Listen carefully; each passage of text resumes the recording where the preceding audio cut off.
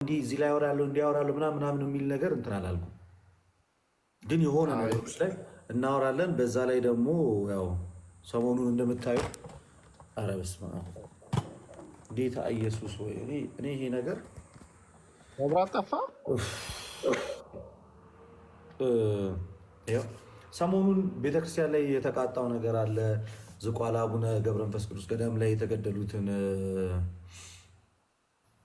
በጣም ያሳዝናል። የሆነው ነገር እዛ ላይ የተደረገው ነገር አባቶቻችን ተገለዋልና በጣም ያዘንኩት። እግዚአብሔር አምላክ ፍትህ ይስጥልን፣ ፍትህን ይስጥልን ነው። ቤተክርስቲያን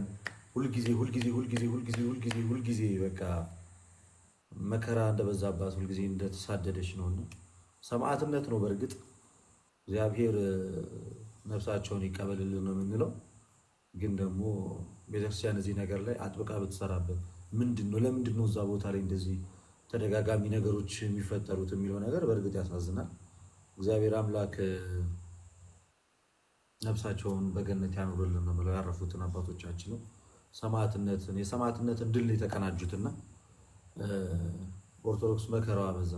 በአንድም በሌላ ነው ቤተክርስቲያናችን አታክ የምትደረገው። የሚገርም በአንድም በሌላ ከውስጥ ከውጭ በብዙ አይነት መንገድ ሃይማኖት የለሹም ከቤተክርስቲያን ውጭ የሆነ በሌላ ቤተ እምነት ውስጥ ያለ በቃ ማንም የተነሳ እንደልቡ በንግግር እንደገና ደግሞ በእንደዚህ አይነት ጥቃቶች ምናምን ቤተክርስቲያንን በጣም በብዙ መንገድ ፈትነዋታልና ብቻ መድኃኒዓለም እርሱ በቃችሁ ይበለን ነው የምለው።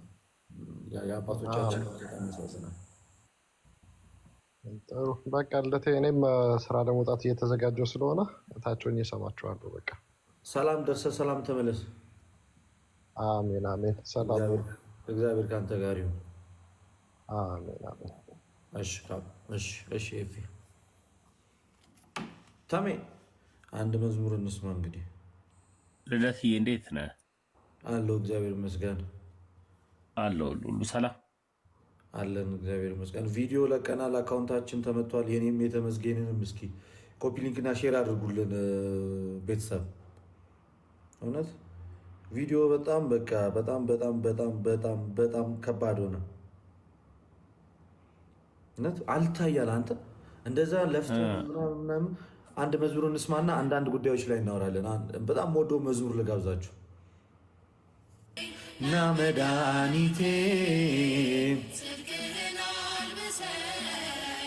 ይቅር መራቆቴ ና መድኃኒቴ ጽድቅህን አልብሰኝ ይቅር መራቆቴ አማኑኤል አማኑኤል አማኑኤል አማኑኤል አማኑኤል አባት ለአንድ ልጁ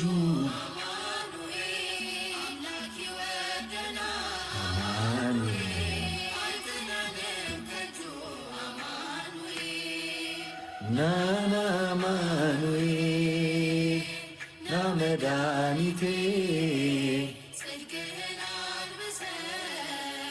ይቅር መራቆቴ ና መድኃኒቴ ጽድቅህን አልብሰኝ ይቅር መራቆቴ አማኑኤል ድኛለሁ በሞት ቁስሌ ተፈውሷል በቁስል በሞት ስሸትህ አቀፍከኝ ስወጋኝ በራ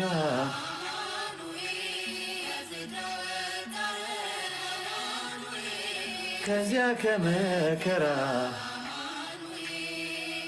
ናና አማኑኤል ና መድኃኒቴ ጽድቅህን አልብሰኝ ይቅር መራቆቴ ናና አማኑኤል ና መድኃኒቴ ፍቅርህን አልብሰኝ ይቅር መራቆቴ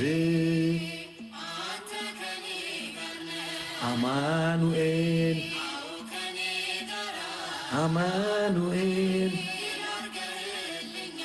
አማኑኤል አማኑኤል አማኑኤል አፍ ያንተን አወጀ በከበረ ደምህ ነፍሴን ስለዋጀ ናና አማኑኤል ና መድኃኒቴ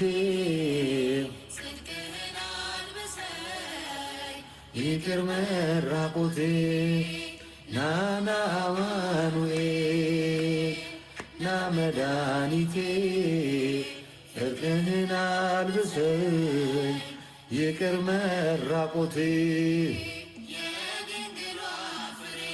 አማኑኤል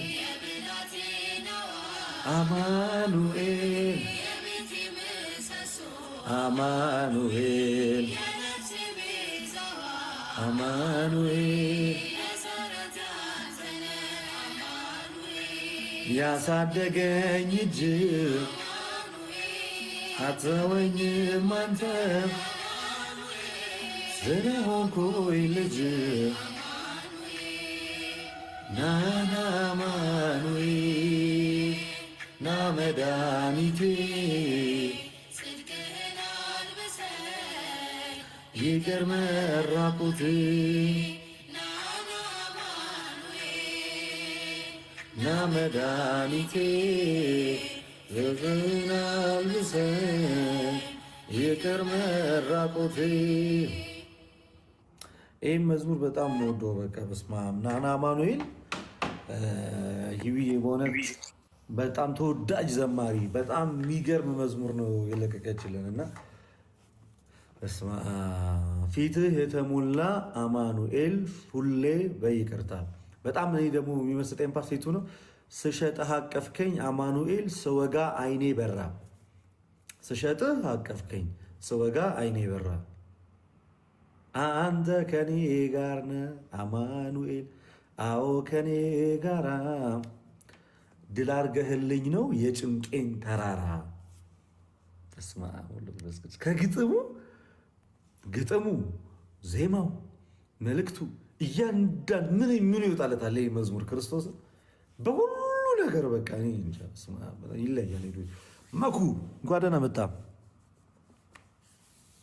ፓፓ አለ ወይ? አለን አለን። ሂዱን ሰላም ክርስቶስ ይብዛላችሁ። ተሙ ወይ ነቃ ዲያቆን እንዴት ኖት? እንዴት አለ? እግዚአብሔር ይመስገን ሁሉ ሰላም ያለው። ከዛ በኋላ አዎ ያው ሰው እኮ ለፕሮግራሙ ብቻ ነው ሰውን ቼክ የሚያደርገው። ኧረ እኔ ለፕሮግራሜም እንትን አላልኩም ነገሩ። ለማንኛውም ሰላም ብያችኋለሁ ሁላችሁንም። ሰላም ክርስቶስ ይብዛላችሁ። ከመሸገባችሁ ወይስ ቆይቶ ቪዲዮ ምናምን ሰርተን ስለነበረ ከዛ ጋር ተያይዞ ነው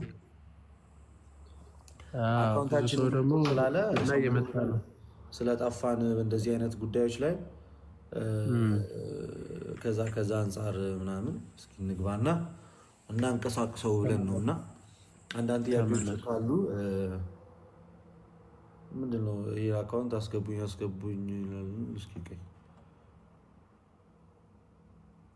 እስኪ እቺ ልጅን ጥያቄ ካላት እናግራለን። ልደትዬ እኔ ጋር ገብታ ሳታወራኝ ነው ያችሁና እስኪ እሺ። ሰላም መድኃኒት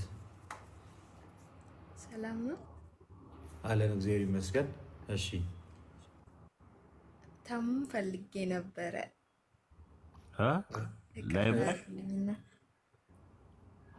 አናግሪው አለ ተመስገን። ምን ማለት ታሙን ፈልጌው ሃይማኖታዊ ጉዳይ እግዚአብሔር ይመስገን። ቆይ አንዴ ይቅርታ ተሚ ሃይማኖታዊ ጉዳይ ለመጠየቅ ነው ወይስ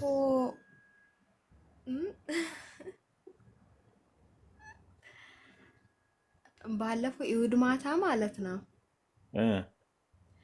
ቃል ገብቼ ካስታወስከኝ 15,000 ብር አስገባለሁ ሰኞ ዕለት ብዬ እሺ ከዛ ልጅቷ ብር ላኩና ከዛ እንትን አስቆየችኝ። ከዛ ትላንትና እንትን አልኩኝ።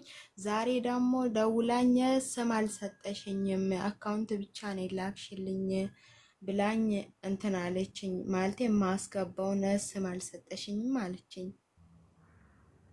እሺ የኩኬለሽን ነው ኩኬለሽ ነው የሚለው ኩኬለሽ ማለት ሚካኤልና ሳሪያ ቅዱስ ሚካኤል እና ኩኬለሽ ቤተክርስቲያን ነው የሚለው ስም ነው እያለች ነው። እሱን እኮ የቤተ ክርስቲያን ስም ነግሬያት አለ። ከዛ የለ አይደለም ስም የምገባውን ሰውዬው ስም እንትን አልሰጠሽኝም አለችኝ። ተመስገን በውስጥ አውራት እንትኗን ተቀበላትና ማለት ፎሎ ተደራረጉና በውስጥ አናግራት። አዎ ጻፊልኝ በውስጥ እህትየው ፎሎ አድርጋትና ሞክሬያለሁ። በእኔ በኩል ለምንድን በውስጥ ኮሜንት እንትን ለማለት እምቢ አለኝ። አሁን ፎሎ ስለመለስኩልሽ እሺ ከታችም አናግሪያቸው። ይሁን እኛ እንሰጥሻለን እያሉ ነው። ስልክ ቁጥር ምናምን የቤተክርስቲያኑን አድራሻ ይሰጡሻል። በአንቺ አጋጣሚ አንድ ሰው 100,000 ብር ላከልኝ። አሁን የገባ ቀጥል አስገቡልህ። አሁን ላኩልኝ። ደስ ይላል።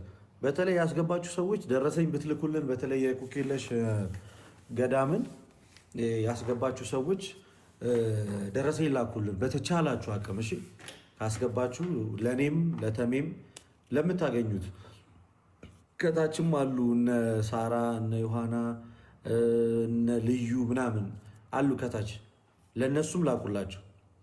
ደረሰኙን እንፈልገዋለንና የገባውን ለማወቅ ስለምንፈልግ ለእነሱም ላኩላቸው።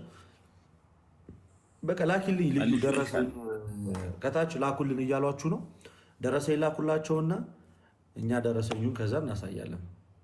ኦኬ መድዬ መልሽልሻለሁ። እሺ ፎሎ እሺ አሪፍ ነው። በቃ እሺ ነገ እንትን እላለሁ። እሺ ሀይ በይኝ በውስጥ እሺ እሺ እሺ ታለሜ ተባረኪ። ደረሰኝ ይኸው ዜድ ቲክ አሉልህ እኮ እነ ልዩ እነ ዮሐና እነ ሳራ እነ ቃልዬ አሉ። ከነሱ ውስጥ ለአንዱ ላክ። ደረሰኝ በማን እንላክ ለሚሉት አናግሯቸው እስኪ። ደረሰኝ በማን እንላክ ለሚሉት አናግሩልኝ ፕሊዝ። ይኸው ወንድማችን ደረሰኝ በምን ልላክ እያለ ነው እና አናግሩት። ከዛ እንትን እንላለን። ወደ ዛሬው ቶፒክ እንግባ። ወንድማችን ለተቃል ኦልሞስት ፕሮቴስታንቶች ዲያቆን ሰላም እንበሏ። ዲያቆን እሺ ዲያቆን ሰላም ነው። እግዚአብሔር ይመስገን። ለትዬ እንዴት ናችሁ? ታሙ አለን። እግዚአብሔር ይመስገን ሁሉ ሰላም። እግዚአብሔር ይመስገን ደህና ነን። አገልግሎት ጥሩ ምንም አይልም። እግዚአብሔር ይመስገን። እንዴት ነህ አንተ? ሰላም ነው ወይ? እግዚአብሔር ይመስገን አለን አለን አለን። እግዚአብሔር የተመሰገነ ይሁን። ታሚ ጥያቄ ብንቀበልስ? ዛሬ ጥያቄ እንቀበልና ቀጥል።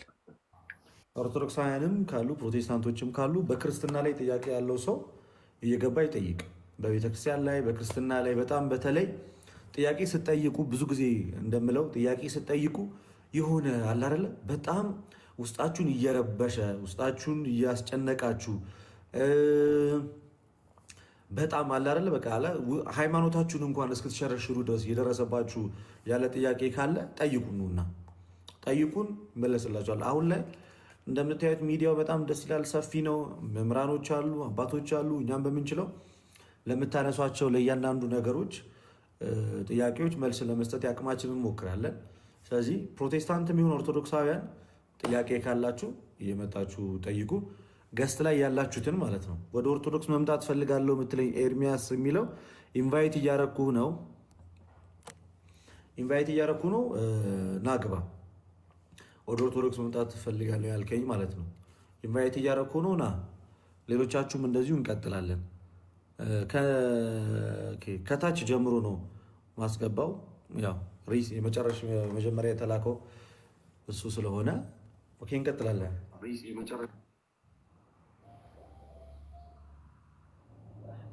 እሺ ዩዘር ሰላም ነው። ዩዘር 476 ኦኬ። ገብታችሁ ጸጥ ካላችሁ እንግዲህ ምንም ማድረግ አይቻልም።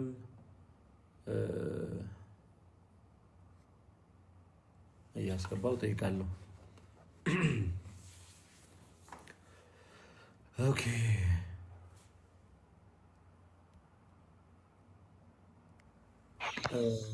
አብርሃም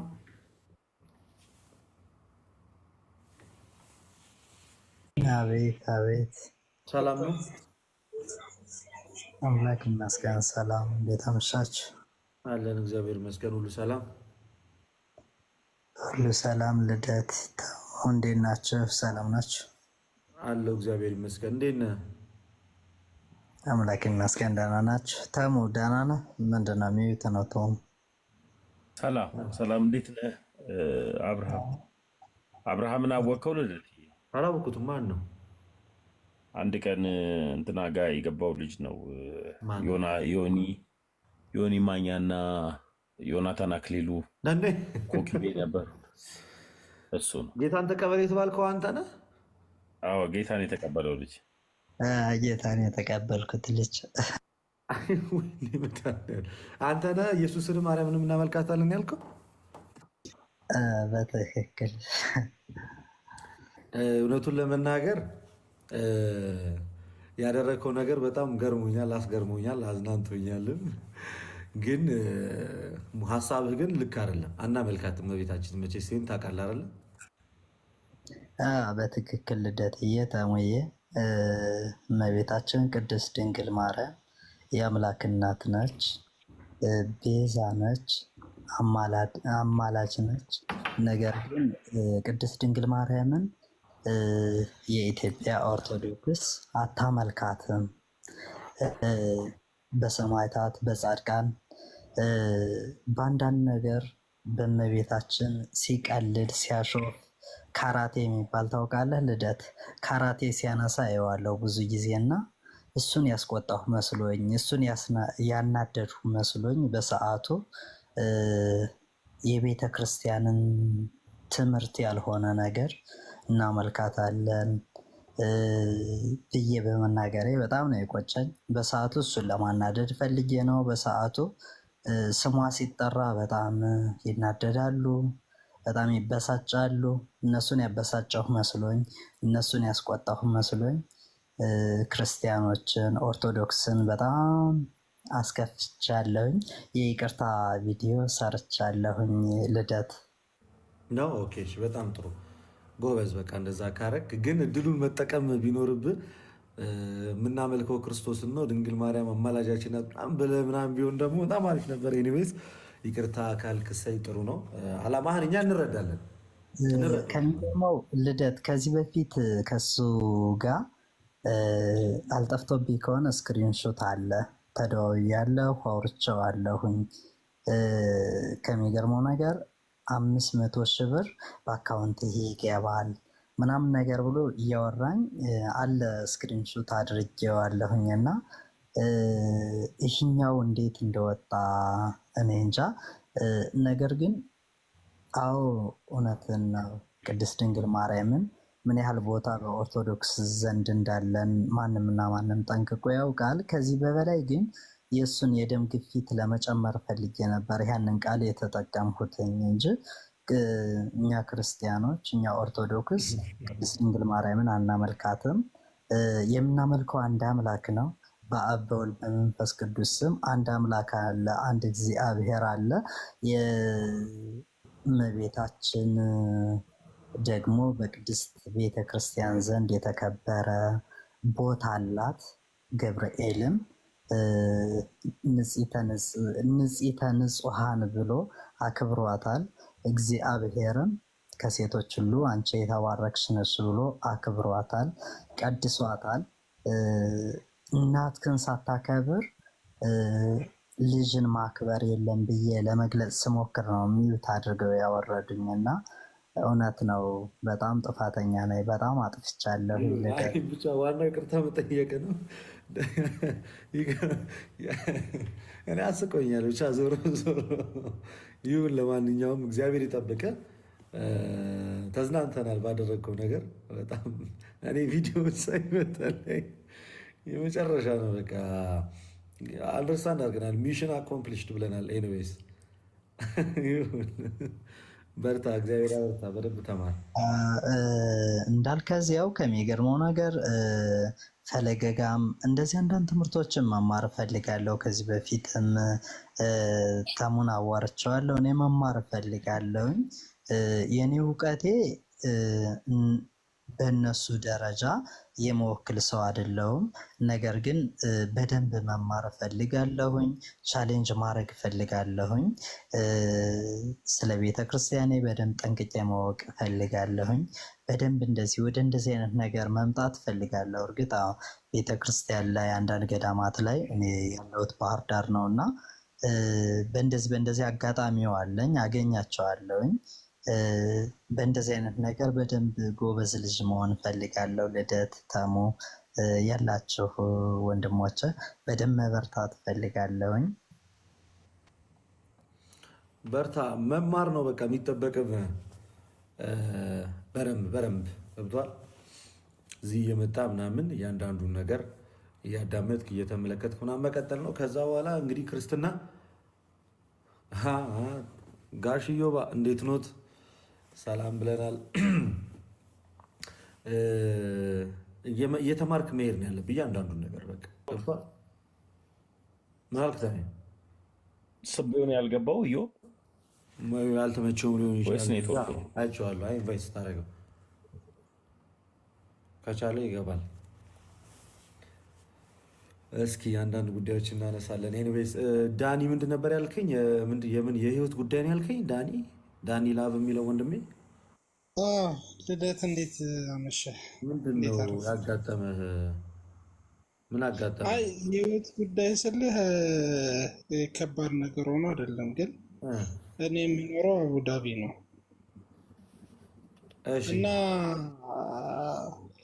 የግድ የነፍስ አባት ሊኖረኝ ይገባል ንስሐ ለመግባት ወይስ ለጌታችን ለኢየሱስ ክርስቶስ ቀጥታ ንስሐዬን ባቀርብ ተቀባይነት ይኖረዋል?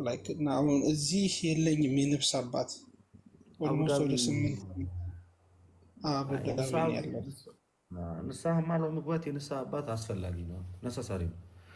ክርስቶስ እኮ በማቴዎስ ወንጌል ምዕራፍ 16 ከቁጥር 13 ላይ እስከ 17 ድረስ ስትመለከት እኮ ግልጽ አድርጎ ነገሮችን አስቀምጧል። በቃ ሰዎች የሰው ልጅ ማን ይሉታል እያለ እየጠየቀ አንተ ያው የእግዚአብሔር ልጅ ነህ ብሎ ከመለሰለት በኋላ ቀጣዩ ነገር ስታነበው ጴጥሮስ አንተ አለት ነህ፣ በአንተ ላይም ቤተክርስቲያኔን እሰራታለሁ፣ የሲኦል ልጆች ሊያናውጧት አይችልም። በምድርም ያሰርከው በሰማይ የታሰረ ይሆናል፣ በምድርም የፈታኸው በሰማይ የተፈታ ይሆናል ብሎ ቤተክርስቲያን እንደሚሰራ ይህንን ሁሉ ነገር ነግሮታል። ስለዚህ ንስሐ አባት መያዝ ግዴታ፣ ንስሐ አባት መያዝ፣ ከዛ ኃጢአትን ለመናዘዝ፣ ከዛ ወደ ክርስቶስ ኢየሱስ ቅዱስ ጋርና ክቡር ደም መቀበል። ጉዳዩ ንስሐ አባት ለመያዝ ስትል ጉዳዩ ንስሐ አባት የማግኘትና ያለማግኘት ከሆነ እሱ ሌላ ጉዳይ ነው። ያ ከሆነ የያዘ ግን እንዳጠቃላይ መሰረታዊና ዋነኛው ጉዳዩ ምንድነው? ያስፈልጋል ንስሐ አባት መያዝ ያለብን ግዴታ ነው።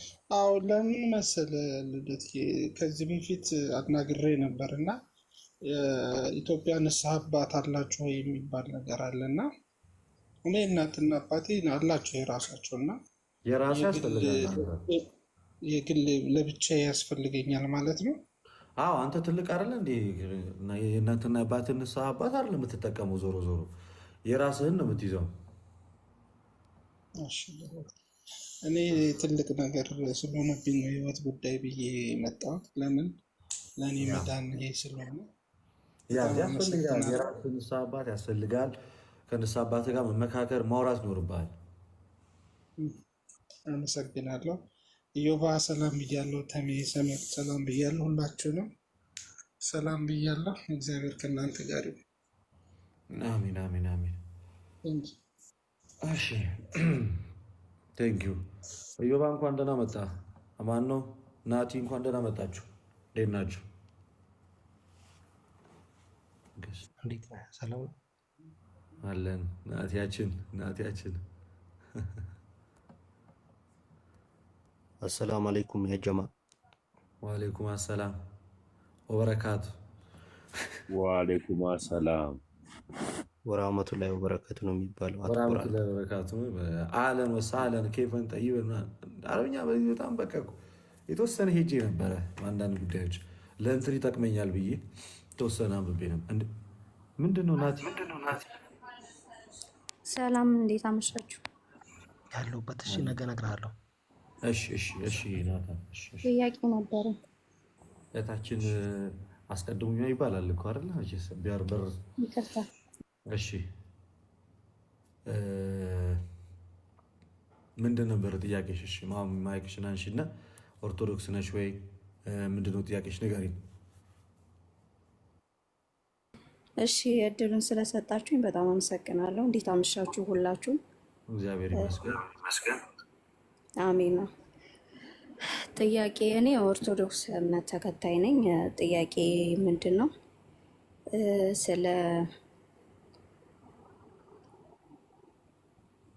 ስለ ሱባኤ ልጠይቅህ ነበረ። አንዳንድ ነገሮችን እንድትነግረኝ ሱባኤ እንዴት መያዝ እንዳለብኝ። እኔ ከሀገር ውጭ ስለምኖር ማለት እንደዚህ ሱባኤ ምናምን እንዴት እንደሆነ እንዴት ሊያዝ እንደሚችል ትንሽ ማወቅ ስለፈለግኩኝ ነው። ከይቅርታ ጋር ጠይቅሽ እና ሱባኤ እንዴት ነው መያዝ የምችለው? ሱባኤ ከያዝኩ በኋላ ማለት እንዴት ነው ሱባኤ ይዤ መጸለይ የምችለው? አንዳንድ ነገሮች እንድትነግረኝ ነበረ። የት ነው ያለሽው አንቺ? እኔ ከሀገር ውጭ ነኝ። ስለዚህ አሁን ኢትዮጵያ መጥተሽ ሱባኤ ለመያዝ ነው? ኖ አደ እዚሁ ሆኜ ማለት ነው። ይመችሻል ያለሽበት ቦታ ሱባኤ ለመያዝ?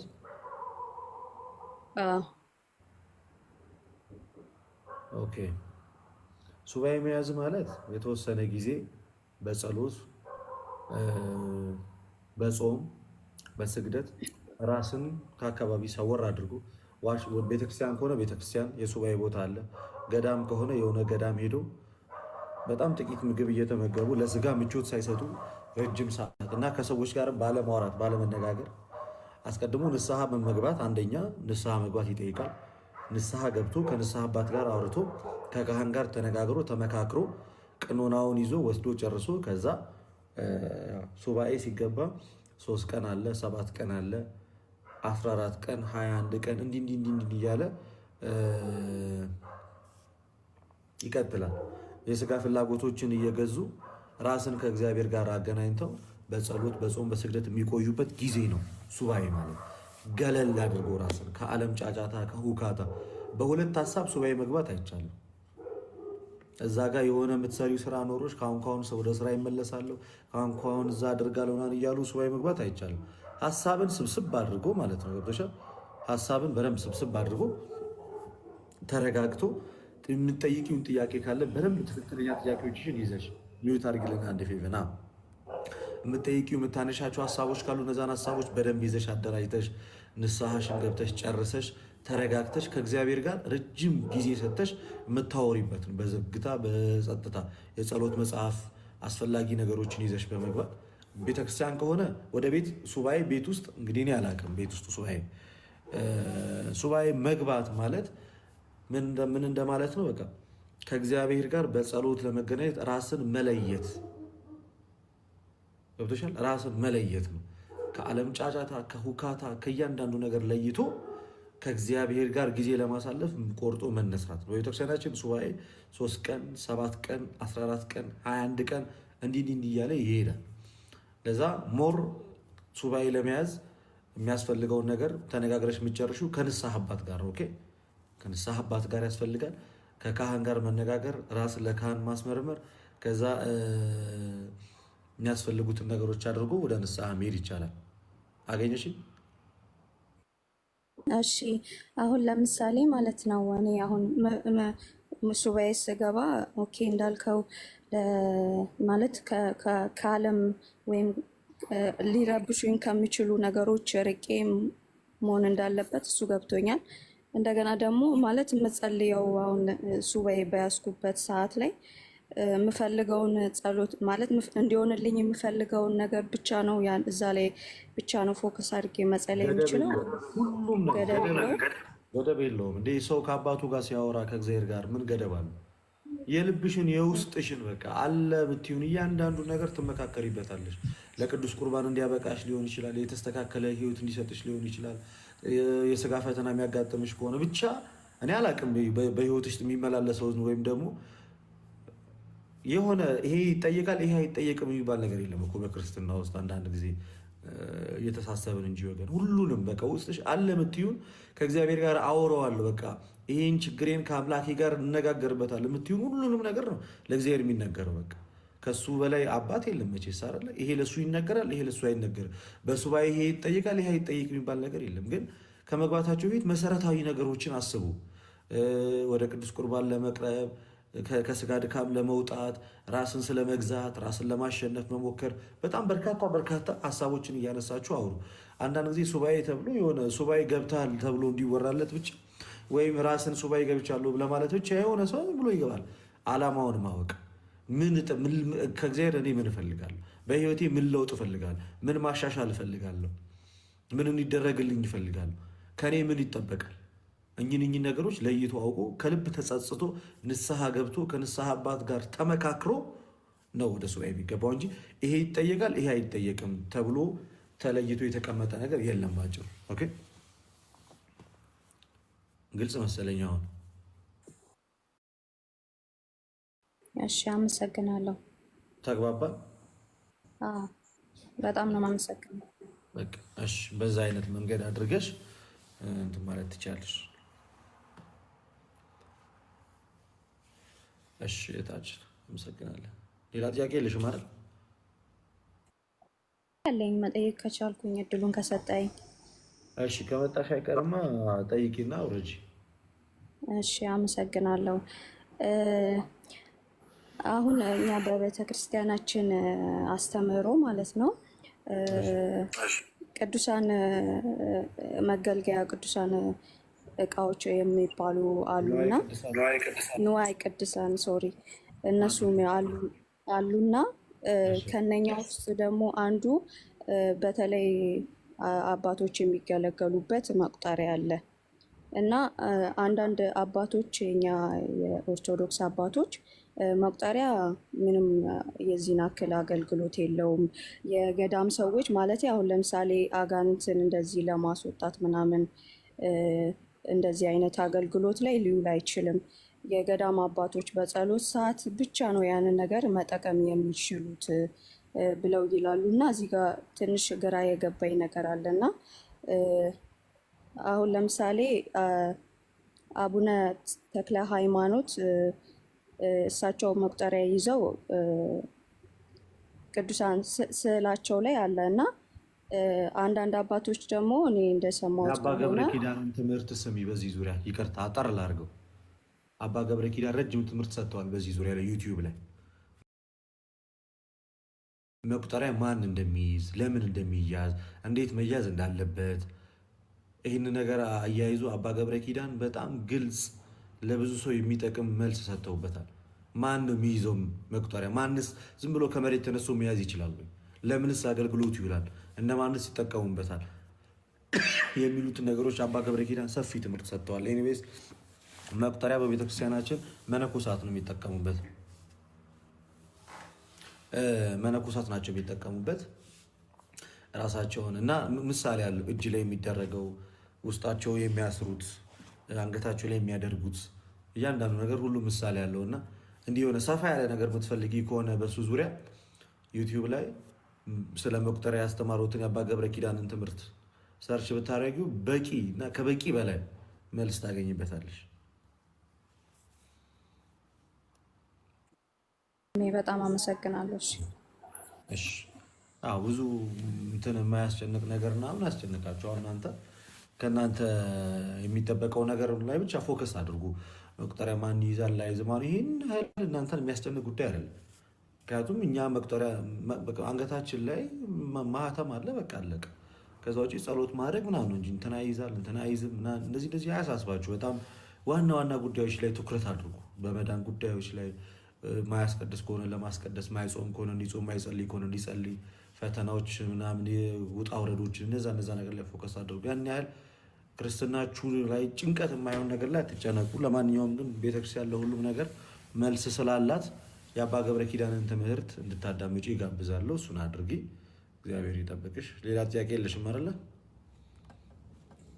ቴንክ ዩ ሶ ማች አመሰግናለሁ።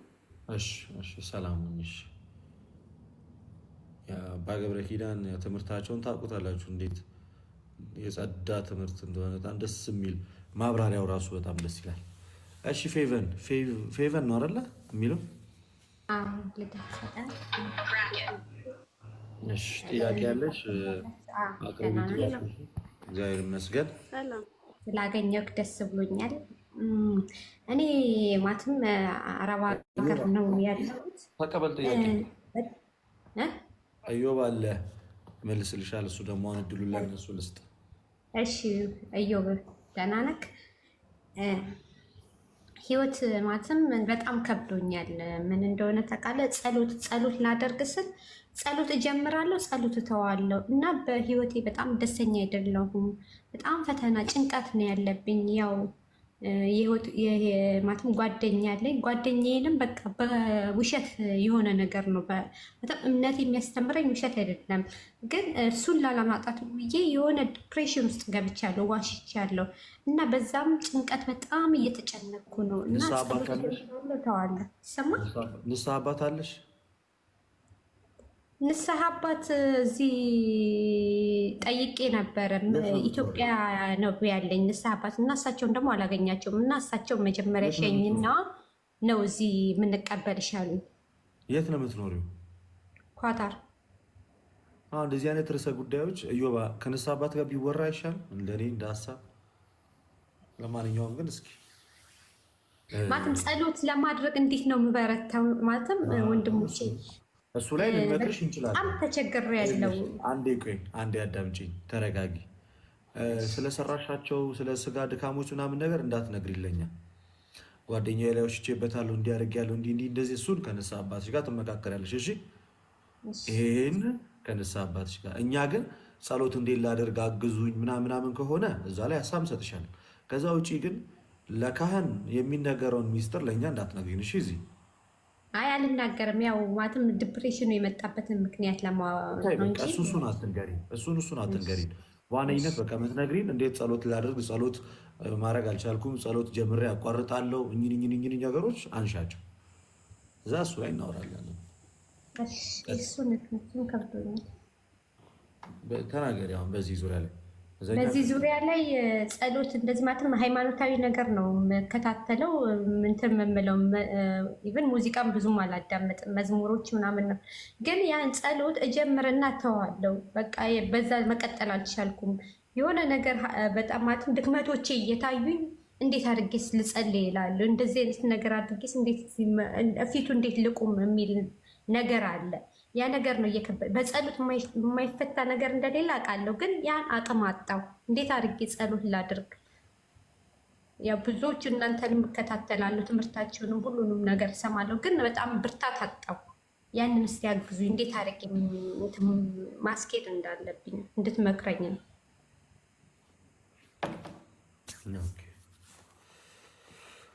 እሺ እዮብ አለ?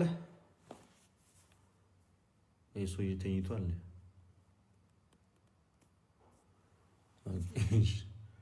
ተኝቶ ይሆናል። እንግዲህ ሁላችንም የጸሎት ህይወት ያስፈልገናል፣ እኔንም ጨምሮ።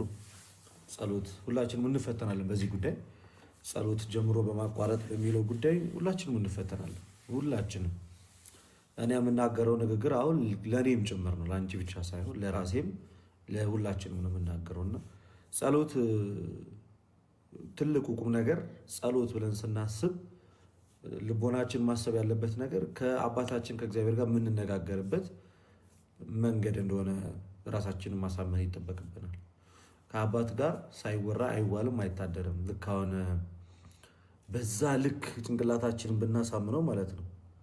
በዛ ልክ ጭንቅላታችንን ሞዴሬተሮች፣ የማይሆን ነገር የሚጽፉ ሰዎች ካላችሁ ሞዴሬተርነታችሁን ብትጠቀሙ እንደ ሀሳብ የሚረብሹ ምናምን ሰዎች ካሉ የሞዴሬተርነት ጥበባችሁን ተጠቀሙት እና ጸሎት ማለት አንድ ሰው ከአባቱ ከእግዚአብሔር ጋር የሚያወራበት ትልቁ መንገድ ከአባቱ ጋር ነው የሚያወራው። አንድ ሰው ከአባት ጋር ሲያወራ መቼስ የሚሰጠው ሰላም አለ፣ ደስታ አለ፣ እረፍት አለ፣ ብዙ ነገር አለና ስለዚህ በዚህ አይነት መንፈስ መነሳት ያስፈልጋል ለጸሎት። እግዚአብሔር አምላክ ራሱን አጋዥ ማለት ብሎክ አታርጓቸው፣ ሚዩት አርጓቸው። እግዚአብሔር አምላክን አጋዥ በማድረግ በእንደዚህ አይነት መንፈስ ለጸሎት መነሳት ተገቢ ነው። ሌላኛው ጭንቀትም የሚጠፋው በጸሎት ነው። ባይዜ መጨነቅም እያንዳንዱ ጸሎት ያለማድረግ ችግርም በራሱ የሚፈታው በነገራችን ላይ ጸሎት የማደርግበትን አቅም ስጠኝ ብሎ በመጸለይ ነው። ባይዜ ጸሎት ያለማድረግ ችግር በራሱ የሚፈታው በምንድን ነው? እግዚአብሔር አምላክ ሆይ አንተ ጸሎት እንዳደርግ አቅም ጉልበት ሁነኝ ብሎ ከመነሳት ነው። በነገራችን ላይ ለጸሎት ለማድረግ በራሱ ጸሎት ያስፈልጋል። የጸሎት ህይወት እንዲኖረን ራሱ ማለት ነው። ልብ ብለሽ አዳምጪ። የጸሎት ህይወት እንዲኖረን ራሱ ጸሎት ያስፈልጋል። ምነግርሽ ይሄን ነው። ረጃጅም ጸሎት ለማድረስ አታስቢ፣ ምናልባት ልምዱ ከሌለሽ። አንድ አባታችን የራሱ በጣም ትልቅ ነገር ነው። አንድ አባታችን በዚህ ሰዓት ላይ አንድ አባታችን የራሱ በጣም ትልቅ ጸሎት ነው። ሌላኛው ከንስሐ አባት ጋር ተያይዞ ንስሐ አባትሽን ማግኘት አልቻልሽም፣ እኔ የምመክርሽ ሄደሽ አስረጃቸው። በቃ ካህኑን እዚህ ኳታር ያሉትም እኔ ከእርሱ ጋር የእኔ ንስሐ አባት ማግኘት አልቻልኩም፣ መብትሽ ነው። ይዜ በምፈልጋቸው የግድ ለማሰናበት ራሱ እነሱን ማግኘት ይጠይቃል እንዲያሰናብቱሽ። እዛም ደረጃ ካልደረሽና ማግኘት ካልቻልሽ ሄደሽ ሞክሬያለሁ፣ ደውያለሁ፣ ላገኛቸው አልቻልኩም፣ እንዲያሰናብቱኝ ወደ እርስዎ እንድመጣ ምናምን ሞክሬያለሁ፣ አልቻልኩም። ስለዚህ በቃ ምንም መፍትሄ የለኝም። ከዚህ በኋላ እርስዎ የእኔ አባት እንዲሆኑ ፈልጋለሁ፣ አማራጭ የለኝም። ከዛም ከዚህ ሳሎን ቀርቻለሁ ብለሽ ንገሪያቸውና ይሄ ልትነግሪኝ የነበረውን ሀሳብ ከእነሱ ጋር ጨርሽ ይዘው። እሺ ወንድሜ አመሰግናለሁ። እግዚአብሔር ያክብርልኝ። አሜን።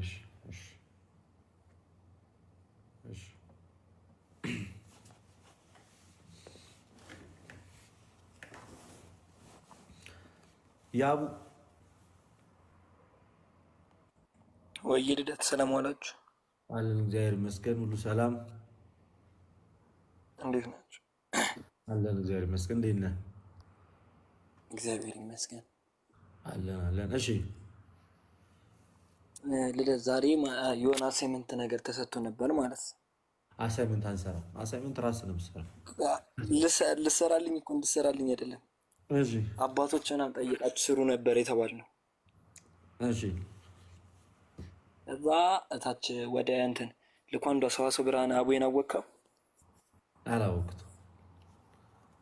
እዛ ልንጠይቅ ምናምን ወደ ልኳንዳ ጋር የሆነ አቡዬ ቤተክርስቲያን አለ፣ ልንጠይቅ ሄድን። እዛ አንድ ሁለት አባት ካህናት ቆም አዋሩ ማለት። እሺ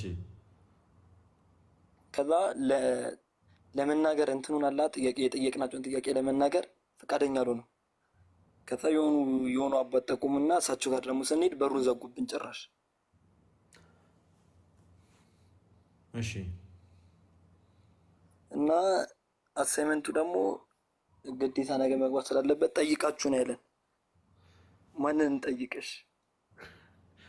እኔ ቤተክርስቲያን አባት አይደለሁም መቼስ አባቶች የተባለ አይ ከኔ ቢያንስ ትንሽ እውቀቱ አላችሁ በሚለው ነው። ምንድን ነው ጥያቄው? እሺ የመጀመሪያው መላእክት ባሉበት ቦታ ሁሉ እግዚአብሔር አለ። እግዚአብሔር ባለበት ቦታ ሁሉ ግን መላእክት የሉ እና እንደዚህ ከተባለ መላእክትና ቅዱሳን ብቻቸውን ሊረዱን አይችሉም። ለምን? ምን እግዚአብሔር መላእክት ባሉበት ቦታ ሁሉ እግዚአብሔር አለ። እግዚአብሔር ባለበት ቦታ ሁሉ ግን መላእክት የሉም። እሺ እንደዚህ ካልን መላእክትና ቅዱሳን ብቻቸውን ሊረዱን አይችሉም ማለት ነው። ስለዚህ መላእክትና ቅዱሳን ብቻቸውን እኛ ሊረዱን አይችሉም ማለት ነው። ለምን? ሲጀመር እንዴት መላእክትና ቅዱሳን ብቻቸውን ይረዱናል? እንዴ ከእግዚአብሔር ተለይተውስ እንዴት ይረዱ? ጥያቄው ራሱ ትክክለኛ ጥያቄ አይደለም። ጥያቄው ራሱ ልክ አይደለም። ሲጀመር እንዴት ብቻቸውን ይረዱናል? እነሱ እግዚአብሔር ካረዳቸው እኛን እነሱ እንዴት ይረዱናል? ብቻቸውን ማለት ምን ማለት ነው? ይሄን ያልኩ አንድ አባት የነገሩኝን ልንገርህ። መላእክት ባሉበት እግዚአብሔር ባለበት ቦታ መላእክት አሉ። እሱ ባለበት ቦታ አሉ። ምንድን ነበር ያልከኝ? መላእክት ባሉበት ቦታ መላእክት ባሉበት ቦታ ሁሉ እግዚአብሔር አለ። እግዚአብሔር ባለበት ቦታ ሁሉ ግን መላእክት የሉም። ምክንያቱም እነሱ እንደ እግዚአብሔር ሁሉም ቦታ የሚገኙ አይደሉም። እነሱ ባሉበት ቦታ እሱ ይገኛል። እሱ ባለበት ሁሉ ቦታ ግን እነሱ አይገኙም። ስለዚህ መላእክት ሲባል እኛ እንደምናስበው የሆነ ገደብ ያላቸው አይደሉም እኮ በጣም የተወሰነ እንዴት ሊረዱንስ ይችላሉ የሚባሉ አይደሉም። ገና ከጅምሩ ምድር እኮ ከአንዱ መልአክ አንጻር በራሱ እኮ ታበራለች እና ስንት ቅዱሳን መላእክትስ አሉ ከኛ ጋር። ምድርስ የምትባሏች አንድ ሰርክል ፕላኔት እንዴት መላእክት እኛን ለመርዳት በቦታና በጊዜስ ሊወሰኑ ይችላሉ? ስለዚህ ምንድነው ጥያቄው? መጽሐፍ ቅዱስ ላይ ዕብራውያን 1:14 ላይ ሁሉ መዳንን ይወርሱ ዘንድ ለማገዝ የሚላኩ መናፍስት አይደሉም? ምን እልፍ አእላፋት እኮ ናቸው። በጣም ብዙ ናቸው እና እኛን የማይረዱበት ወይም ደግሞ ለብቻቸው ተነጥለው የሚሆኑበት አይነት ሁኔታ የሚፈጠርበት መንገድ የለም። ጥያቄው በራሱ እኔ ወይ አልገባኝም ወይ ጥያቄው ደግሞ ልክ አይደለም። የተጠየቀበት መንፈስ እኛን ለመርዳት እግዚአብሔር ከነሱ ጋር አይሆንም ምን ማለት ነው? ቅዱሳንስ ከኛ መቼ ከእግዚአብሔርስ በምን አይነት መንገድ ሲነጠላሉ? ሲጀመር በቤተክርስቲያን ውስጥ ተጨምረው የለ እንዴ? እነሱ ከክርስቶስ ጋር አካል ሆነዋል አይደል? ከማይጠፋ ዘር አይደል የተወለዱ እና በየትኛው አጋጣሚ ነው እነሱ ከእግዚአብሔር ጋር ሳይሆኑ ቀርተው ተነጥለው እኛን ሊረዱን የሚመጡት? እነሱ ከእግዚአብሔር ላይለዩ እኮ ነው ከእግዚአብሔር ጋር አንድ የሆኑት እኮ። ከእግዚአብሔር ላይለዩ ነው ከእግዚአብሔር ጋር አንድ የሆኑት። ምናልባት ልክ ነው እግዚአብሔር ባለበት ሙሉ ቅዱሳን አሉ ማለት አይደለም። እነሱ ባሉበት ግን እሱ አለ። እነሱ ባሉበት እሱ ካለ እነሱ የሚረዱን ከእሱ አንጻር ነው ማለት ነው። ባጭሩ እኮ በቂ ነው። ጥያቄው ራሱ የተነሳበት ሴንሱ ራሱ ጥሩ አይደለም። ጥያቄው ራሱ የሆነ ጥያቄ የሚያስነሳ ጥያቄ ነው። እንደኔ አስበው እስኪ ዝም ብለህ መላእክት ባሉበት እግዚአብሔር አለ። እግዚአብሔር ሁሉ ባለበት መላእክት የሉም። አዎ ሊኖሩ አይችልም። እንደዛ ከሆነ ከእግዚአብሔር ተለይተው እኛን ሊረዱበት መንገድ አለ? ሲጀመር እሱ ከነሱ መች ተለየ? እነሱ ባሉበት እኮ አለ ተብሏል አይደል? ገና ከመነሻው እነሱ ባሉበት እኮ እግዚአብሔር አለ ብለን የተነሳው እና እንዴት ነው ታዲያ ለብቻቸው ከእግዚአብሔር ተለይተው ይረዱናል ልትል የምትችለው? መቼ እግዚአብሔር ከነሱ ራቀ? እነሱ ባሉበት ሁሉ አለ አይደል? እነሱ እኮ ናቸው እሱ ባለበት ሁሉ የሌሉት እንጂ እኮ እነሱ ባሉበት እኮ ሁሉ እሱ አለ። ያ ማለት ሁልጊዜም ሲረዱን እሱ አለ ከነሱ ጋር ማለት ነው። ገብቶሃል? እየገባኝ ያው እና ስትመልስላቸው ለዚህ ጥያቄ መነሻ ላይ ራሱ እኮ ቃሉ መላእክት ባሉበት ሁሉ እግዚአብሔር አለ፣ እግዚአብሔር ባለበት ሁሉ ግን መላእክት የለም ካልክ ወይ ቅዱሳን የሉም ካልክ ሀሳቡ ልክ ነው። ስለዚህ እኛን ለመርዳት ከእግዚአብሔር ብቻቸውን የሚሆኑበት ጊዜ አለ። መች ሆኑ? እነሱ ባሉበት እኮ እሱ አለ። እሱ ባለበት ነው እንጂ እነሱ የሌሉት። ገብቷል? ገባ? እንደዛ አድርገህ መለስላቸው። ሌላስ ምንድን ነው? ሌላ ደግሞ እንትን ለስጋትና ለነፍሳችን ላለብን ክፍተት እግዚአብሔር ብቻውን በቂ ነው ወይስ አይደለም? ለምን በቂ ነው ካላችሁ ለምን አይደለም ካላችሁ ለምን ለስጋችንና ለነፍሳችን ላለብን ክፍተት እግዚአብሔር ብቻውን ይበቃል ወይስ አይበቃም? አይበቃም ካላችሁ ለምን? ይበቃል ካላችሁ ለምን? ምን ማለት ነው? ማለት ቅዱሳን መጨመር አለባቸው ለማለት ነው ወይንስ እግዚአብሔር ብቻውን ለስራቸው በቂ አይደለም? እንደዛ ለምሳሌ ምን አለ መሰለክ? እሺ ምሳሌ የነገረንን ልንገርክ። እሺ ቃና ዘገሊላ ላይ ውሃውን ወደ ወይን የለወጠበት እንትን አለ አይደለ? እሺ እሱ ሳያቀርቶ አይደለም። እሱ ክርስቶስ ሳያቀርቶ ሳይሆን የእመቤታችንን አማላጅነት ለማሳየት ነው አይደል? ስለዚህ እመቤታችን ሄዳ ባትነግረው ኖሮ ያን ነገር ላይለውጥ ይችላል ነው ወይስ ይለውጠዋል ነው? ሰንበት ትምህርት ቤት እንደዚህ የጠየቃችሁ ያላችሁት? ማን ነው ጠያቂው? ሃይማኖት ትምህርት ላይ አስተማሪው ማን ነው? ስሙን አላውቀውም። የሚያስተምርን አስተማሪ አታውቀውም? የት ሰንበት ትምህርት ቤት ነው? አማኑኤል ኮርስ 6 ወር አማኑኤል እዚህ መርካቶ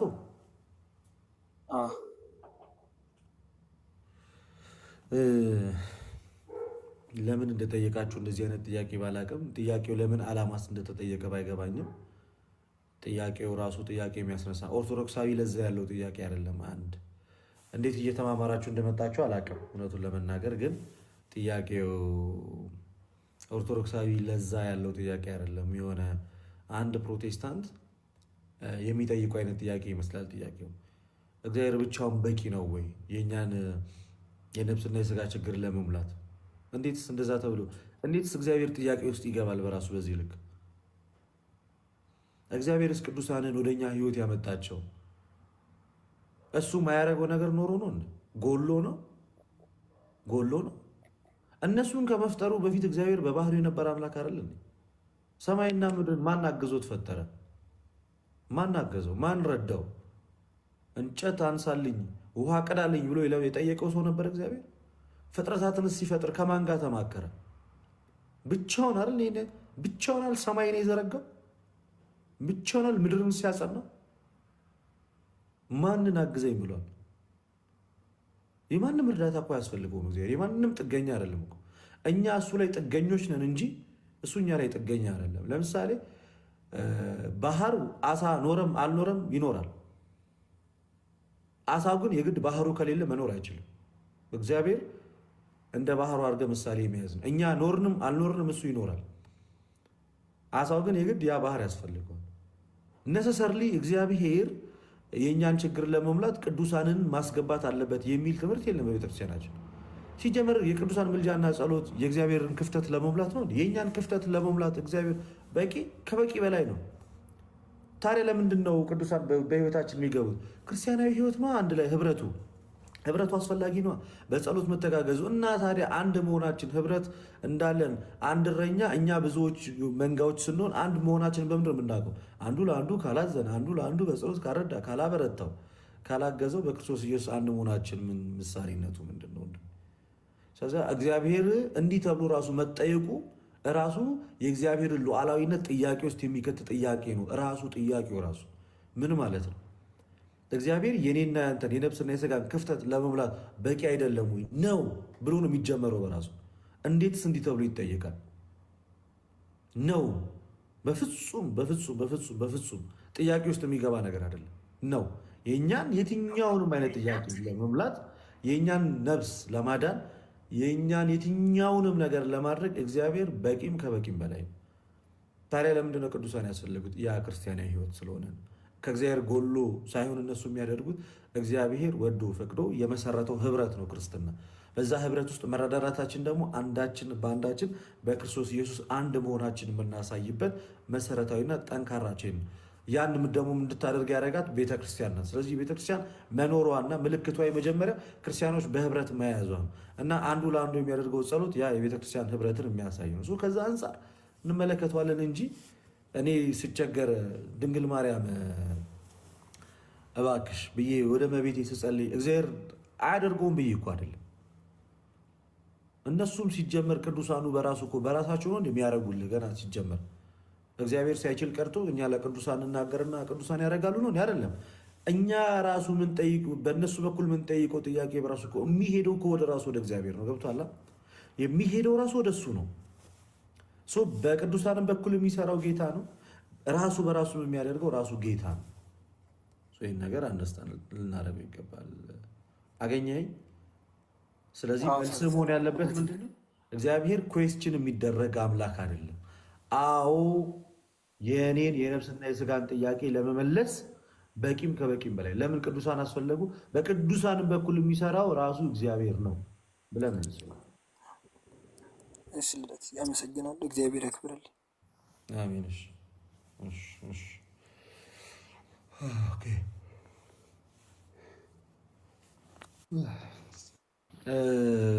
ጂሰስ ኢዝ ማይ ምንድን ነው የሚለው?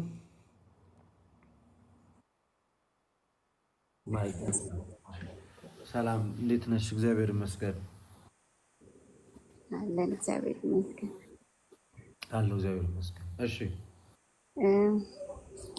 ጥያቄ ነበረኝ እና የፕሮቴስታንት ጓደኞች አሉኝ በዙሪያዬ እና ለምንድን ነው የማርያም፣ የገብርኤል፣ የአቡነ አረጋዊ፣ የተክለ ሃይማኖት ቤተክርስቲያን እያላችሁ የምትሰሩት? ለምን በአራቱ ወንጌላውያን ለምን በሐዋርያት በ12 ሐዋርያት ስም ለምን ቤተክርስቲያን አልገነባችሁ ምናምን አይነት ጥያቄ ትጠይቀኛለች እና እነሱን አታመልኳቸውም ማለት ነው። ማለት በእነሱ አምላክ አትታመኑም ማለት ነው። እናንተ ግን የምትታመኑት በሌሎቹ ነው ምናምን ብላ ጠየቀች። ምን ብለሽ መለሽ ይላል? እኛማ እንዲያውም አልኳት እነሱ በሚያመልኩት አምላክ መታመናችን የእነሱን መጽሐፍ ይዘን ነው የምንማርበት። የሃይማኖታችን መሰረት የእነሱ ትምህርት የእነሱ አስተምሮ ነው ብዬ መለስኩላት እና ምናልባት ከዚህ ሰፋ ያለ ማብራሪያ የሚሰጠኝ ከሆነ ብዬ ነው። የጴንጤ ጥያቄ ግን በጣም የሚያስቀው እግዚአብሔር በጣም እኮ እኔ የጴንጤን ጥያቄ በሰማው ቁጥር እኛ ምን ያህል መውረዳችንን ነው። አንቺን አይደለም እሻው የምናገረው ይሄ ንግግር ለአንቺ አይደለ ለጴንጤ ነው። ጴንጤ የሚጠይቀውን ጥያቄ ሳይ ማለት ነው በጣም ነው የምስቀው። ይሄ ምን መሰለህ ለመሰል የሚያስቀው የሚጠይቁት ጥያቄ ምንድን ነው የሚያሳየው? እኛ ራሱ ምን ያህል ዝግጅት ብናጣ ነው እንደዚህ አይነት ጥያቄ ራሱ የምንጠየቀው። በጣም ነው የሚያስቀኝ። ኢማጂን ማለት አንድ ጴንጤ መጥቶ ለምንድን ነው የጴጥሮስ ቤተክርስቲያን የጳውሎስ ቤተክርስቲያን የሌለው በሌሎቹ አለ፣ ለምንድን ነው በጌታ ሐዋርያት ቤተክርስቲያን ስም የሌለው ምናምን ተብሎ እንደዚህ አይነት ጥያቄ የምር አያዝናናችሁም? አንድ ጴንጤ ኦርቶዶክስ እንደዚህ ሲጠይቅ ምን ያህል ቤተክርስቲያኒቷ እንደማያውቋት እኮ ነው። ምን ያህል በእኛና በእነሱ መካከል ያለው መሰረታዊ ዋና ጉዳይ ምን እንደሆነ እኮ ያልገባው ጴንጤ ነው። እና ይህንንም ለመመለስ ራሱ መጋጋጥም አያስፈልግም። በመጀመሪያ ደረጃ እንደ አንድ ኦርቶዶክስ እኛ ራሱ መልሳችን መሆን ያለን እናንተን ያለያየን በጴጥሮስ እና በሚካኤል ስም ብዙ ቤተክርስቲያን አለ፣ በሐዋርያት ስም ብዙ ቤተክርስቲያን የለም የሚለው ጉዳይ ነው ወይ? ሲጀመር ቤተክርስቲያኑ ራሱ የጌታ ቤተክርስቲያን አይደለም ወይ? ከዛ ቀደም ብለን ማውራት ያለብን ስንት መሰረታዊ ጉዳዮች አሉ ብለን ማንሳት ያለብን። ምን አይነት እንዴት ቢወርዱ ነው ጴንጤዎች እንደዚህ አይነት ጥያቄ የሚጠይቁት? ቅድም ባይሆን ስትናገር ይህቴ ስጠይቂ ምን የሚል ነገር አነሳሽ? እነሱን ስለማታመልኳቸው ነው ወይ? ሲጀመር እኛ ከአንዱ ከእግዚአብሔር ውጭ ማንን አናመልክም። የምናመልከው የጴጥሮስን የዮሐንስን አምላክ እግዚአብሔርን ነው እንጂ ራሳቸውን ሐዋርያትንም የሆነ መላእክትንም የሆነ ጻድቃን ሰማዕታትንም ሲጀመር አናመልክም ብሎ መመለስ ራሱ ያሳፍራል እኮ እውነት። መቼ አምልከን የምናውቀው ነው እንደዛ ብለን ራሱ እኮ የምንመልሰው። ኤኒዌይስ 12ቱ ሐዋርያት ቤተክርስቲያን እኮ አለ ኢትዮጵያ ውስጥ። በ12ቱ ሐዋርያት ስም የተሰየመ ቤተክርስቲያን አለ። በጴጥሮስ በጳውሎስ ስም የተሰየመ ቤተክርስቲያን አለ። በሐዋርያት ስም የተሰየመ በርካታ ቤተክርስቲያን አለ። እሱ አይደለም ጉዳዩ አለ። ለመመለስ ያህል ያንቺን ጥያቄ አለ። እዚሁ አዲስ አበባ እንኳን ጴጥሮስ ጳውሎስን የሚያውቁ የለም።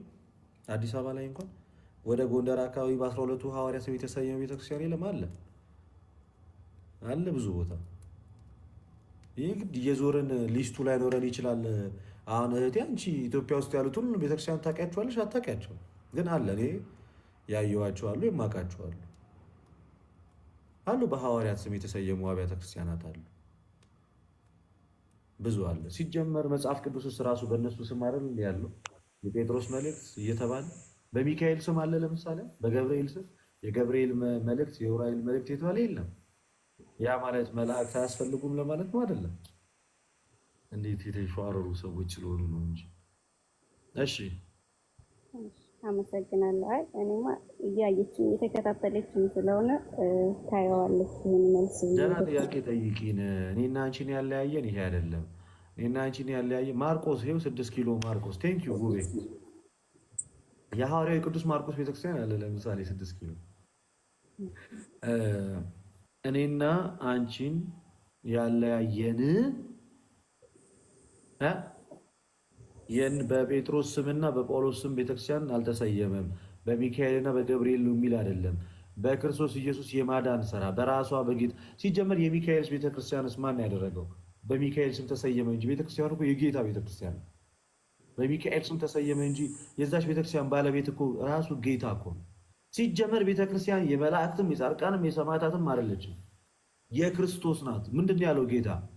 ቤተክርስቲያኔን እሰራታለሁ ቤቱ የሕያው የእግዚአብሔር ቤት ነው ተብሎ ዳር ላይ የተነገረው ሌላ ነው። ቤተክርስቲያን ሲጀመር የመላእክት አይደለችም። ቤተክርስቲያን ሲጀመር የእግዚአብሔር ናት። ላንብብላችሁ። ሲጀመር ቤተክርስቲያን የማን እንደሆነች ላንብብ። ከማቴዎስ ወንጌል ጀምሬ ልናገር። ማቴዎስ ወንጌል ላይ ቅድም ተናግሬው ነበረ። ማቴዎስ ወንጌል ምዕራፍ 16 ላይ ተናግሬው ነበረ። እንደዚህ ያለ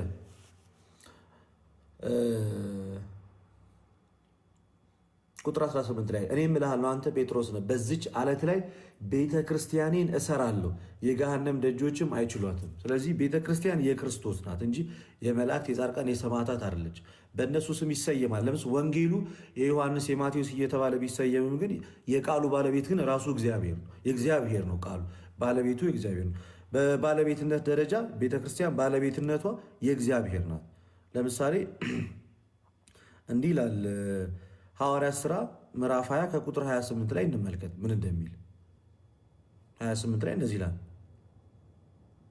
በገዛ ደሙ የዋጃትን የእግዚአብሔርን ቤተ ክርስቲያን ትጠብቁ ዘንድ መንፈስ ቅዱስ እናንተ ጳጳሳት አድርጎ ለሾመበት ለመንጋው ለራሳችሁ ተጠንቀቁ። ቤተክርስቲያን የእግዚአብሔር ናት። የሚካኤል ቤተክርስቲያን የእግዚአብሔር ነው። የገብርኤል ቤተክርስቲያን የእግዚአብሔር ነው። የኡራኤል ቤተክርስቲያን የእግዚአብሔር ነው። ቤተክርስቲያን ሲጀመር የእግዚአብሔር ናት መሰረቱ። በገዛ ደግሞ የዋጃት ገንዘብ ያደረጋት ቤተክርስቲያንን እግዚአብሔር ነው።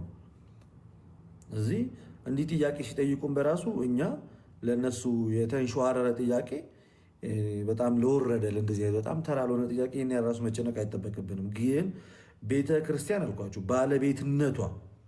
ባለቤትነቷ ማን ነው? ማን አልኳችሁ? ራሱ እግዚአብሔር። ስለዚህ ይህን ነገር ልናውቀው ይገባል። ይህን ነገር ማወቅ ግዴታ ነው። ይህ የእግዚአብሔር ቤተክርስቲያን ናት እኮ ቤተክርስቲያናችን። እና እነሱ ግን የሚጠይቁን ጥያቄዎች አብዛኛው ጊዜ የሆነ እንዴት አይነት ጥያቄ ነው እንዲህ እነሱን የምገልጽበት ቃላትም የለኝም። በእርግጥ ካለማወቅ የተነሳ ጥያቄ ነው። ቤተክርስቲያን የእግዚአብሔር ቤተክርስቲያን ናት። ባለቤቷም ራሱ እግዚአብሔር፣ የጌታ ቤተክርስቲያን ራሷም እሱ ነው። የቤተክርስቲያን ራስ ክርስቶስ ነው። ኤፌሶን ላይ በግልጽ ተነግሯል። ግልጽ ነው አይደል እህቴ? ለእኔማ ግልጽ ነው ማለት እሷን ያው ከእኔ ደግሞ እናንተ የተሻላችሁ ናችሁ ለማስረዳት። ዮሐንስ ደግሞ አለ እኮ ዮሐንስ ቤተክርስቲያን አለ። ለምሳሌ ዮሐንስ ማርያም የሚባለው ፒያሳ አታውቂውም? ዮሐንስ በሐዋርያው ዮሐንስ ስም የተሰየመ ቤተክርስቲያን አለ። ታዲያ ነፍ ነው እኮ ያስቆጥሩናል። እነዚህ ደከሙን እኮ። እና ደግሞ መጨረሻ ላይ ደግሞ የአንድ ስለ እመቤታችን የሆነ ጊዜ ላይ ተነግሮ ነበረ፣ ግን ብዙ ነገር ሼር አድርጊያታለሁ። እነዚህ የዮሳ የያዕቆብ ወንድም አይደለም ብሎ ተሰናከሉበት ይላል አይደለ? መጨረሻ ላይ እሱን ተሰናከሉበት ያሉት በራሳቸው አነጋገር ነው እንጂ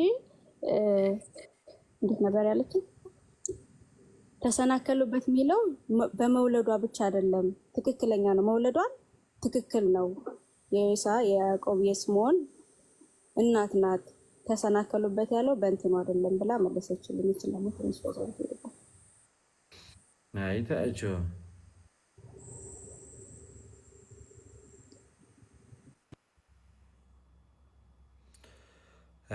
እነዚህ አድክም ሰዎች ናቸው። ኤኒዌይስ ይሄ ነው ያለው ነገር። በሱ ዙሪያ ላይም በጣም ብዙ ጊዜ መልስ ሰጥተንበታል። በጣም ብዙ ጊዜ ያ እሺ ጋይስ በጣም አመሰግናለሁ። አሚን። እሷ እንቅልፋ መሆኑን ይህን ሰሞን ወይ እንዴት ነህ? ድጋሚ አንድ ጥያቄ ልጠይቅ። አንዴ ቁጭ ብለን ማህበር ላይ ተሰብስበን እያወራን እኛ ኦርቶዶክሶች በጸጋው ድነናል ብለን እናምናለን። ያው ከኛ ስራ ሳይሆን እሱ በሰራው ስራ እኛ ድነናል፣ በጸጋው ድነናል። ጸጋው ላይ ከዛ በኋላ ድነታችንን እንፈጽማለን ከዛ እንድናለን ብለን ነው የምናስበው እና እዚህ አቡዳቢ ላይ ካሉ ቤተክርስቲያን ውስጥ ከሚያገለግሉ አንዱ ሰው ነው ኦርቶዶክስ በጸጋው ድነናል ብላ የእኛ ቤተክርስቲያን እንደዛ አታስተምርም የሚል ክርክር ተነሳና ያለው አስተማሪ ነው። አንድ አስተማሪ አይደለም ግን ያው ምንድን ነው የሚባለው እዛ ቤተክርስቲያን ውስጥ ግን ትልቅ ቦታ አለው። አቡዳቢ ላይ ያለ እና አሁን እኔ እንደተማርኩት የካ ሚካኤል ልጅ ነኝ። የካ ስል ልጅም ሆኜ የማውቀው በጸጋው ድነናል ከኛ ስራ ሳይሆን በሱ ቤዛነት ድነናል እና ከዛ ድነታችንን እንፈጽማለን። ልክ ነው። ከዛ እንድናለን ብለን ተስፋ እናደርጋለን። ይሄ ትምህርት ስህተት ነው ወይስ እውነት ነው? እችን ለመጠየቅ ነበር። ስህተት አይደለም እንጂ ያመንከውንማ አንተ ራሱ አስረግጠ ነው መናገር ያለብን። ለምን እንደዚህ ራሱ ማለት ማስረግጬ የተናገርኩ እኮ ግን አሁን ልክ ነህ፣ አልተሳሳትክም። ቤተክርስቲያን ትምህርት እዚሁ አጠገቤ ስላለ እንዲያምን ነው። ምንድን በድፍረት ራሱ ባይዜ በጣም ኃጢአትም ጭምር ነው እንደዚህ ብሎ መናገር። በነገራችን በጣም የድፍረት ኃጢአት። በጸጋው አልዳንም ማለት ክርስቶስ ኢየሱስ በመስቀል ላይ ሞቶ አላዳነንም እንደምን በጣም መዘባበት ነው። ካለማወቅ ከሆነ እሰየው።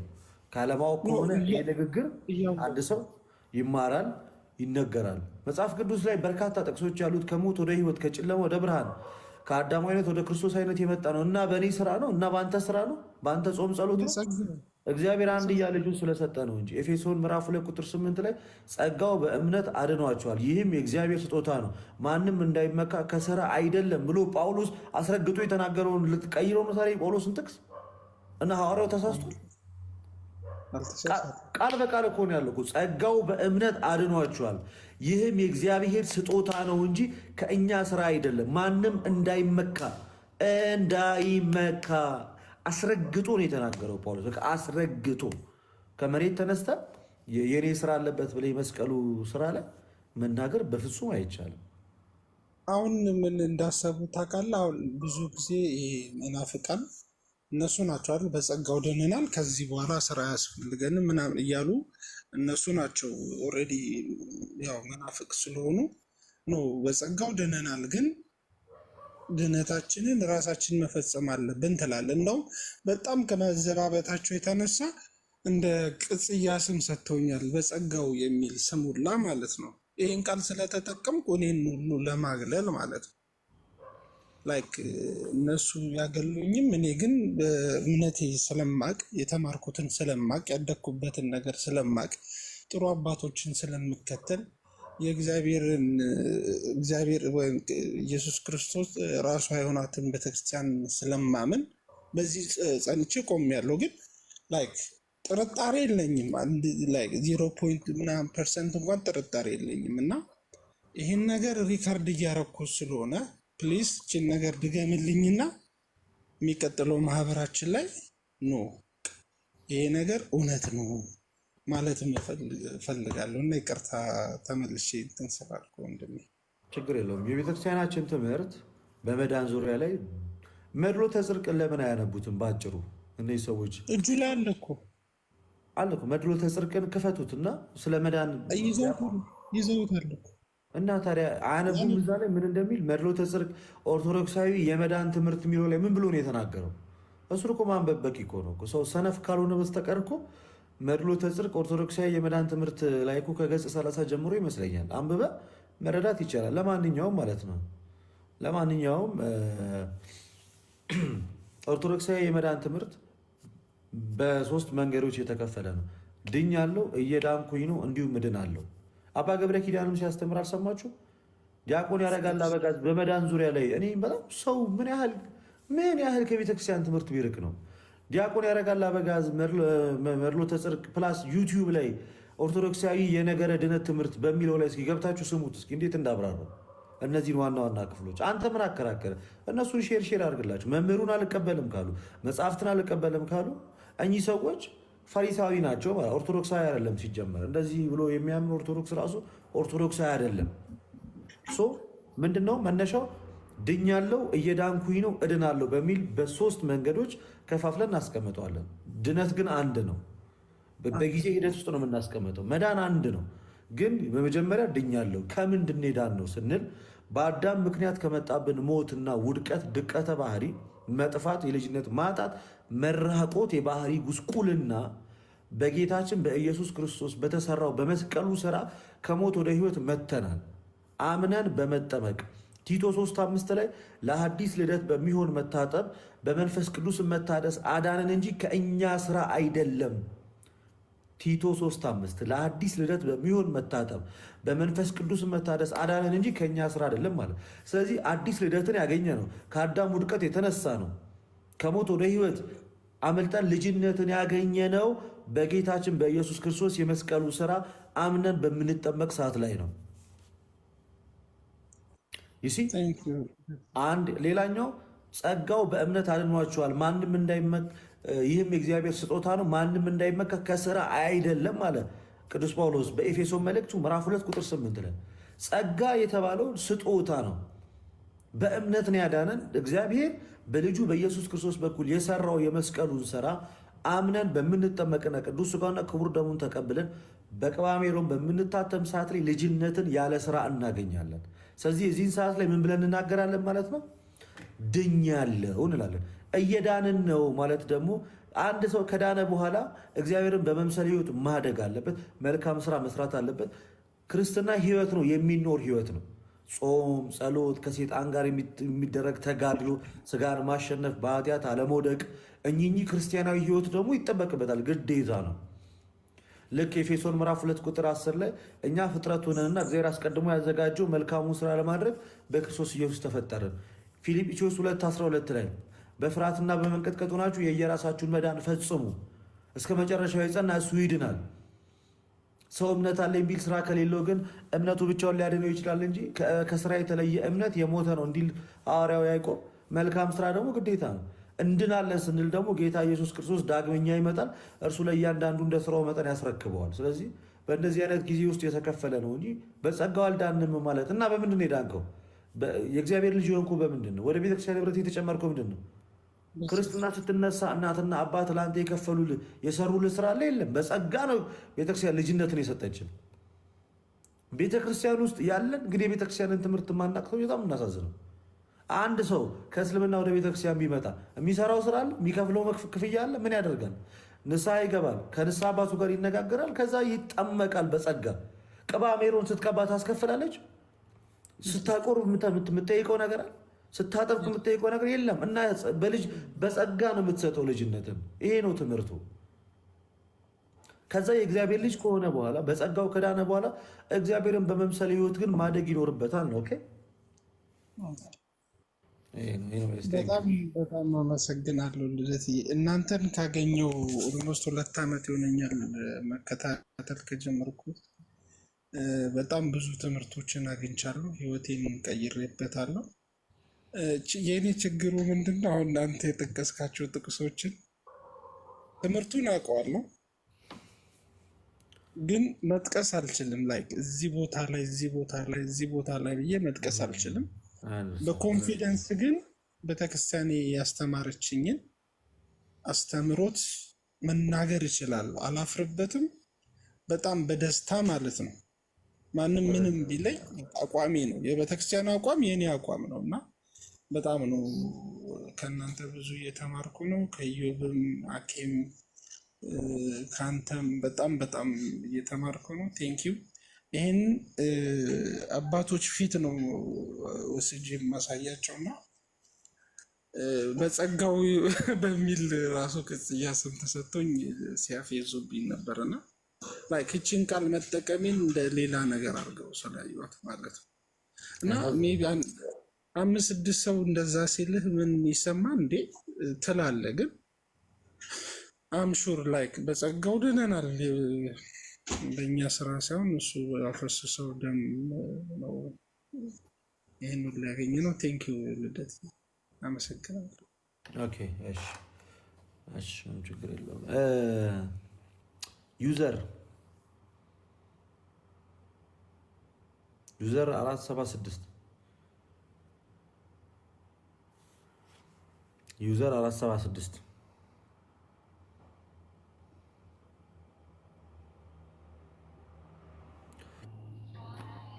እንዴት ነህ? አለ እግዚአብሔር ይመስገን። እሺ ሰላም ነው? አይሰማም? ይሰማል። እንዴት ናችሁ? ደህና ናችሁ? አለን እግዚአብሔር ይመስገን። እሺ ማን እንዴት ይበል? ናችሁ? ሰላም ነው? አለው እግዚአብሔር ይመስገን። ማራማዊ ተባላለሁ ከኳታር። እሺ ማራማዊ ተባላለሁ ከኳታር። እሺ እሺ አለን። እሺ ምንድን ነበር ጥያቄ? እሺ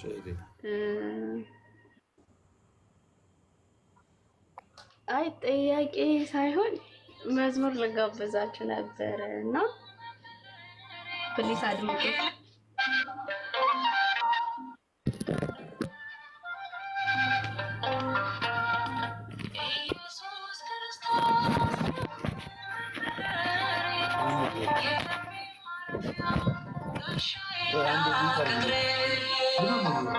ሁልጊዜ ማለዳ መልካም ለመልካም ተሸክሜዋለሁ ያንተን ማህተም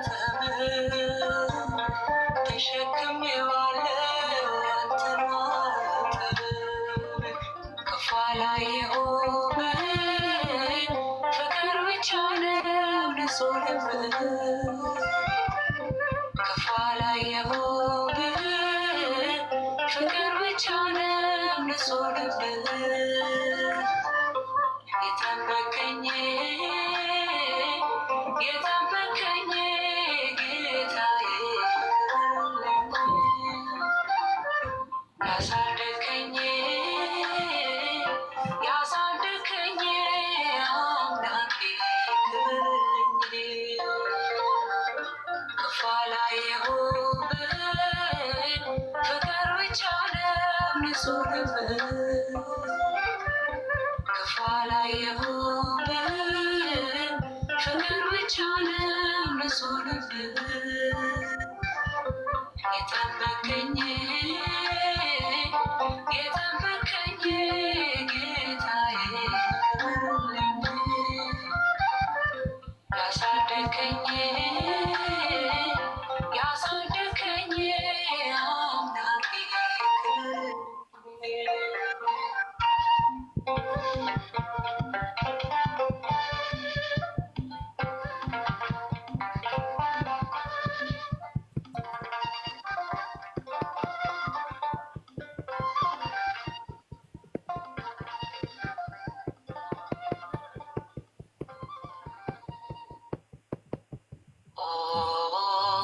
ሚካኤል ሚካኤል መተንበል እናመሰግናለን። እግዚአብሔር ይስጥልን። ዝማሬ መላእክት ያሰማልን።